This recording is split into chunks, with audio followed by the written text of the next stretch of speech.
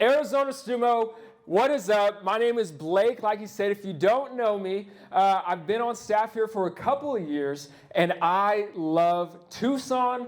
I love U of A. Man, I love U of A because this is the Harvard of the West. Man, I made so many friends here coming through StuMo. I remember I met this guy named Ethan, and Ethan was this super cool, smart dude. He was an engineer. And so, of course, he was a SIG up because what is it? A cool, smart engineer guy. Yeah, J-Mo, there you go. And we just started, we met at StuMo. We became best friends. I had another guy named Danny. A lot of you guys might know Danny. He was a Pike. And so if you know anything about Pike, we'll see you in 4 years. They got kicked off, but they're going to come back. And he just was so strong. He could bench way more than me. Great business guy. Like, Pike to the T, and he was awesome, man. I just remember I had so many great friends coming through StuMo in college that are going to be my best friends for life. But when I came to college, I had one mission. That was to play football at the University of Arizona. My parents came to Arizona, so I was always a fan. My mom was a Palm Line girl, and my dad was a kicker on the team, just like Tyler. Funny enough, he even coached Tyler in how to kick when Tyler's in middle school, and now he's here. So it turned out pretty well. And so my freshman year, I'm like, okay, I got to get on the team. How am I going to do this? And I had a different route than usual. My first 6 weeks when I was a freshman, I was a coach assistant. And so I was wearing khakis and a polo. If we got a picture, boom, this was me during the games. I wasn't in a jersey. I wasn't in a helmet. I was looking like a coach. And so for 6 weeks, this is what I did just to be part of the team. And then sure enough, after week 6, a spot opened up on the team, and I did it. I was on the team after that the rest of my time in college, and it was so awesome. I achieved my childhood dream, and it was so fun. But what made it even better was the guys I got to grow friendships with. Because, man, I tell you what, on a football team, there was just some wild characters. Okay, like we had one guy, his name's Matt. Okay, and he looks like this. You know, he's got sleeved up. He's a Tucson local, so, you know, T-Loke's already starting off a little crazy. You know what I mean? And he would always talk about a different gun he had, a different gun he was shooting. He was always trying to hunt something. And he had so much knowledge of, like, the cartel business in Tucson. And I remember, like, we'd be eating breakfast together. I'd kind of be looking around like, do I want to know how this guy knows so much about the cartel in Tucson? I just decided I'm just going to be his friend and just not ask more questions. Okay, I'm just going to make sure we are always in a good spot. So we had a guy like Matt. And then there's a guy named Seth. And Seth wanted to be a monk. Like, live in a monastery away from people and just live a quiet and isolated life, which always confused me because Seth, his favorite genre of music is heavy metal. Like, if he ever got the aux, he has headphones on, there's a 100% chance he's listening to heavy metal. Am I right, Tyler? Gunner? Come on. Yeah, he's always listening to heavy metal. And then there's a guy named Dante.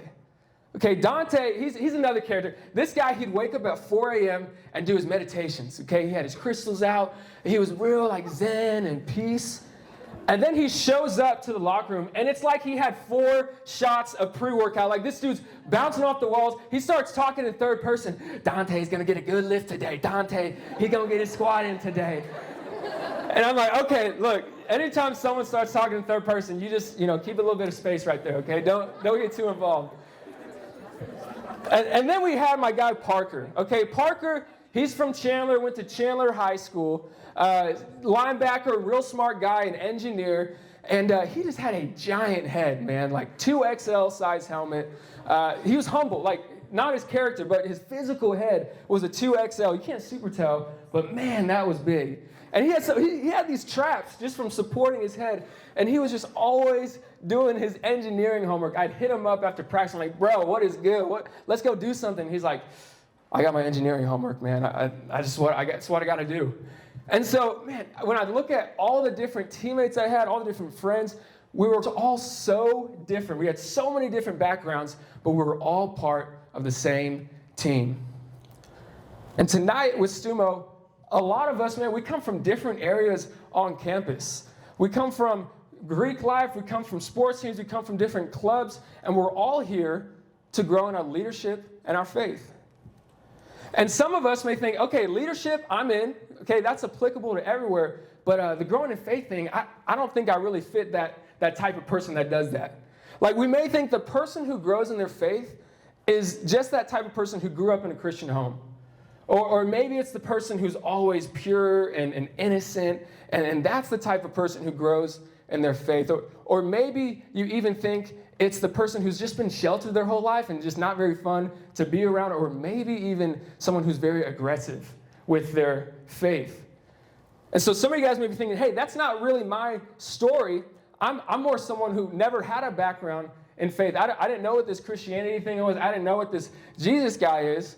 Or maybe you're the Eller guy who's, man, I'm in a fraternity, I'm an Eller, I'm a social guy. I don't think Jesus, growing in my faith, is for me. Or maybe you're the girl who likes to go to Sig Chi on Tuesdays, ZBT on Wednesdays, Fiji on Thursdays, and you're thinking, hey, I don't really know if the Jesus thing works well with that. Y'all, the question you might be wondering is growing in your faith for everyone? And is it for me? And why should I invest in my spiritual life? We're going to hear what Jesus says for this question. But before we begin, I got a question for you guys. I want you guys to talk with the people around you.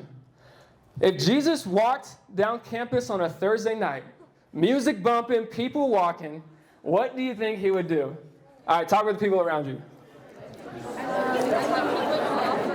All right, bring it back in, bring it back in. Bring it back in. That's a fun question to talk about. I heard some good answers on that one. We want to know what Jesus says for our question of why me? Why should I grow in my faith? Well, we're going to look at a story that Jesus says that tells a little bit, that helps us with this question. And it goes like this. The kingdom of heaven, this is Jesus talking, is like treasure hidden in a field, which a man found and covered up. Then in his joy, he goes and sells all that he has and buys that field. So we see there's this thing, kingdom of heaven is like. So something's being compared to this phrase, kingdom of heaven. And Jesus uses this phrase all the time in his teachings. And to say it simply, kingdom of heaven, just think of a group of people investing in their faith with Jesus. So Jesus is saying, okay, a group of people investing in their faith in Jesus is like a treasure hidden in a field, which a man found and covered up. Then in his joy, he goes and sells all that he has and buys that field. So picture a man walking through a field, just walking. And he doesn't have any particular reason to be there. Maybe he's going to work. Maybe he's coming back from home. But he's just kind of walking along. And then all of a sudden, boom, he feels something in his foot. And he's like, okay, what do we got down here? Starts opening it up. And he's like, oh, my goodness, did Stanley Yelnats put a treasure here? Anybody seen Holes? There we go. Okay, you got it. Someone put a treasure right here. And he's like thinking, he starts seeing it. There's so much gold. There's diamonds, there's Bitcoin in there. And he's like, oh my goodness, this is worth so much money. I got to find out how I get this field. So he goes back home, and he's got the boys with him. He's all right. He's living with all the guys. He's like, fellas, look, sell everything we have. Sell the MacBook. Sell the car. Sell anything you got. We got to buy this field. And he goes, and he's like giddy as he goes and buys this field because he knows, man, anything I just gave up to get this field, it's going to be worth so much more. This past year, I bought a house, and I remember I was looking for houses for months, and I just couldn't find the right one. Nothing ever worked, and then I found the house. I'm like, okay, this is it. I go and check it out. It's looking good. Hannah loves it. If wifey loves it, that's a good sign. So I'm like, okay, I got to get this thing. And I start looking at my bank account. I'm like, okay, we got to make some steps here, okay? I don't have enough right here. And so I sold every investment I had money in, anywhere it was that was separate. I was like, okay, we got to get this into one big pot so we can buy this thing. And man, when I bought that house and we moved in, there was nothing. I was like, I don't even regret taking money from somewhere else and putting it in here because it was worth so much more. This is like if you're walking across the mall, like say you get out of class and you're walking, you're going through the Union You maybe came from McClellan. Maybe you came from the social sciences building. You got out of MIS. You got out of accounting class. And you're walking through Old Main, and you're walking back to your dorm, your apartment, whatever your house is, and you see this piece of paper on a cactus. You're like, okay, let me just see what this is. You take a look at it, and it's a lottery ticket worth $2 billion, but it's in New York, and it expires in 24 hours. What would you do if you found that ticket? Would you go back to your dorm room and be like, well, I got MIS class tomorrow, so I don't know if I'm going to be able to get this. Or would you look in your bank account, you look at your debit card, you're like, okay, I don't know if I can get to New York. I don't know if I can afford to do that. Maybe if I flew Spirit, but I don't really do that. No, right? That's crazy. You would go to whoever you thought had money in your dorm, in your hall, your buddies, be like, look, buy my flight to New York, and I promise you, I'll give you $5 million in a week. Like, just get me there, let me redeem this lottery ticket, and I promise I'll take care of you later. You would do whatever it took to get to New York when you needed to. And man, we're talking tonight about is growing in my faith for me. For me, not for your friend, not for the person who invited you, but is growing in your faith for me. And there's two things we need to understand from this story that Jesus tells us. And the first thing we got to understand is that growing in your faith is for everyone. Growing in your faith is for everyone. Having faith in Jesus, it's not for a specific type of person like we talked about in the beginning. It doesn't matter if you came from a background of Christianity, if you think, man, I just don't know if that's for me. It's for everyone. The man in the field, the example that Jesus used, this is a typical person. Like, I think of a man walking a field as a student walking the grass in the mall. Just anybody. Jesus saying, hey, anybody can find this treasure. I think of my friend Ethan and Danny, some of my two best friends I met in StuMo. Yeah, I mean, look at that guy. Come on, this guy benches a lot. And I think about their stories. They both came to college just like a normal college guy. They rushed to fraternity. They wanted to excel in school, and they wanted to have a good time. And then somewhere along the way, they found this treasure of growing in their faith with Jesus. And they thought, man, is this thing for me? And both of them said, yes. And man, their lives look so different now. And they look so awesome. Man, these are awesome guys. Growing in your faith, it's for the Eller man who dreams of working on Wall Street. It's for the sorority girl. It's for the athlete. It's for the engineer. It's for the international student. And it's even for the T-Loke. Okay, Jesus is for the T-Lokes. Okay, we love you guys. I've gotten to see people come through StuMo and have their lives completely changed through growing in their faith. And they've come from so many different backgrounds.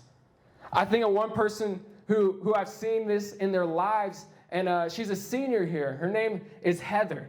And she's kind to everyone. If you know her, you know she's kind to everyone. She's super disciplined. Like, this girl's got her ducks in a row. She's incredibly smart. She's like a nutrition science, woman in STEM, getting after it. And she's the president of CAIO. There we go. And really, I don't think I would do it justice to tell her story. So I'm just going to have Heather come on up here, tell a little bit about her story. Y'all welcome up Heather real quick. Okay, like Blake said, I'm Heather, and I'm a senior here at the U of A. Coming to college, I wasn't walking with God, and my faith wasn't a priority for me. I struggled a lot with an anxiety and found my identity and success through my academics and trying to gain approval for everyone around me. At the end of my first semester of freshman year, I met Hannah on Zoom for a job interview. Later that week, I received a DM from Hannah inviting me to a StuMo watch party. I remember calling my mom and telling her that I had so much fun and these people were so welcoming. Shortly after that, I started hanging out with Hannah weekly and processing the idea that by nature I am sinful and deserving of death as a consequence, but God sent his son, Jesus, to be our Savior and die on the cross in my place, taking the consequences for my sins.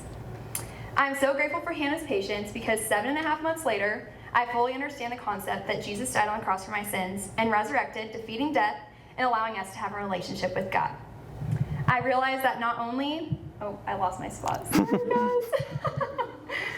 I realized that not only was Jesus my Savior, but he also wanted lordship over our lives and to live a life fully for him. I surrendered my anxiety to God, and I felt an immense amount of peace that I never thought was possible. I no longer felt like I had to gain the approval of others because I found my identity in Christ. I have grown in confidence and joy through God's work in my heart. Following Christ has truly changed my life and helped girls, and I started wanting to share my faith and help girls grow in their faith, just like Hannah has done for me. I pray that through Blake's talk and sharing my story, that you will begin to seek God and what He can do in your life. Giving my life to Christ was the best decision I made in college. Whether you've been searching for something to satisfy, or you just stumbled upon StuMo, college is an amazing time to invest in your faith. From personal experience, it is worth it to invest in your faith now. Thank you. Awesome. Thank you, Heather. Thank you, Heather. Thank you, Heather. That's awesome. That's awesome. The question we're asking tonight is growing in your faith for everyone? The answer we saw is yes. And the next question is, why is growing in your faith for everyone? Like, what's the benefit? And the second thing you got to understand is that growing in your faith has the greatest value.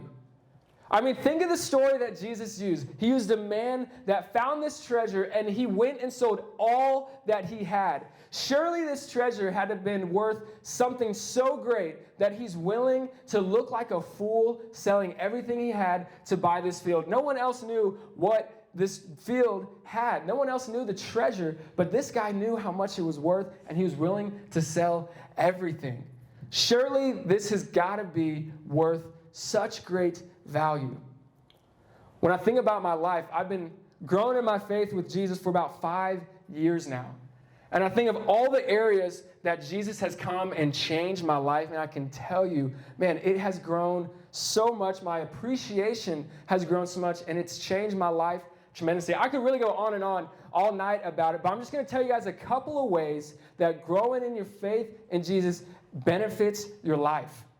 And the first way that growing in your faith with Jesus benefits your life is that it equips you how to deal with anxiety.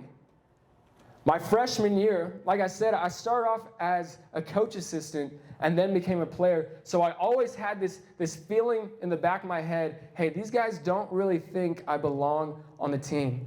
And so I was stricken with anxiety that whole year. Every workout, every time we went to practice, I was like, if I don't do good enough, I'm not going to feel worthy in their eyes. I was thinking the same thing when it came to my grades. I was like, man, I don't want to fail or have a bad grades because my parents might be disappointed. And I even had loving parents. I just thought that. And a year later, after I started walking with Jesus, started growing in my faith, man, those feelings were not the same. I knew that it doesn't matter how good or how bad I did in football because God approves of me. He loves me regardless of what I do. I knew that, hey, I don't need the approval of man, even if it's my own parents, because God approves of me already. You see, it doesn't matter what you're having anxiety with, whether it's something small or something big, whether it's problems with your family or whether it's just the test tomorrow. God gives us truth to deal with our anxiety, and that has helped me so much. Another way that following Jesus and growing in your faith benefits your life is that you just make better choices. Like, it sounds that simple because it is that simple. In the Bible, there's so much wisdom that if you apply it to your life, you will make so much better choices and you will ace this thing called life. I think about one area, friendships, okay? Everybody wants a strong friend who's got their back, who they can trust, who knows them on a personal level, like that you guys can talk past the surface level and get to the deep things. And I think about one friend I have, his name is Cole. And this past year, man, I said some things that really hurt Cole. And so instead of having this bitterness grow inside of him where he doesn't want to talk to me, he doesn't like me, he came and confronted me and said, hey man, when you said this, when you did this, it really hurt my feelings. And because I'd been reading the Bible, I knew, okay, what would Jesus want me to do? He would want me to humble myself and acknowledge where I did wrong. And so I did. I was like, man, I'm sorry I did that to you. Will you forgive me? And Cole, because he's also a guy who's growing in his faith and he reads the word and wants to apply it, he knew that Jesus calls us to forgive. And so he said, man, I forgive you, and we're going to move past this. And man, our friendship is so much closer now because we had some rub, but now we resolved it. We're so much closer. And I think about how many other areas in my life applying the Bible to has benefited my life, whether it's finances, whether it's discipline, whether it's marriage. It could be any area. Following Jesus and growing in your faith, you will just make better decisions. So I got a question for you guys. All right, talk with the people around you. How do you think growing in your faith could be valuable for your life?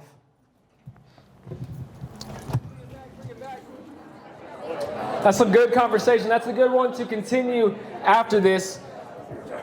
Y'all, we've heard some amazing truths from Jesus. It's following or growing in your faith is for everyone, and it is of the greatest value.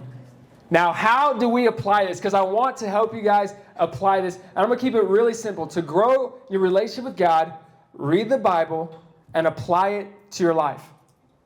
Just that simple. Read the Bible and apply it to your life. And you may hear that and you may think, hey, I have no background in this thing. I don't know how that works. I don't even own a Bible. Well, good news for you. Okay, we got a bio. We got a link in the bio, an Arizona StuMo Instagram.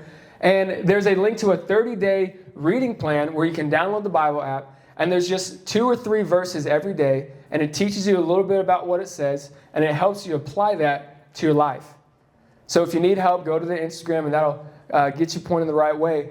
But reading the Bible and applying it to your life, man, it applies to everyone. And it applies if you're just starting out in this faith thing. And it applies if you've been thinking about this for a while. And it applies to you if you've been walking with God for over a year or 2.